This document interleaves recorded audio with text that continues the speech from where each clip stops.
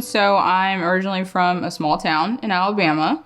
I was born and raised in Enterprise, grew up in a small community, went to college at Auburn University, War Eagle, played soccer in college, majored in radio, television, and film, worked in television news for a little bit, and then I went to law school.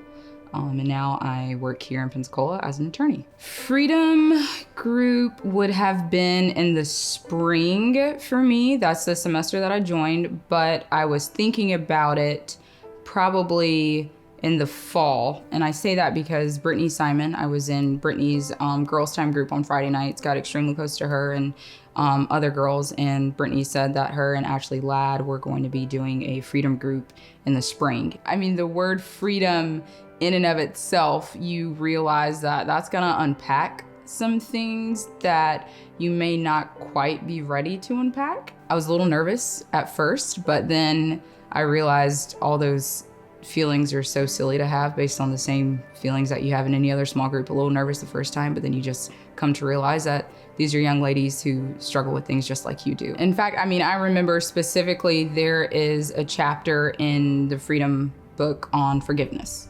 And I remember I opened it and my book stop was on forgiveness as the title, and I shut the book and I walked away. And I said, nope, we'll try this again in 2 days, because at that moment I knew I wasn't ready for it. I took some time to honestly just vent my frustrations to God, and then I opened it and I worked through it. It wasn't something where I was able to get through that chapter in one day. I took it honestly, I think I did a page and a half at a time, and I made it through. I don't think that I have ever been to a more powerful conference than Freedom.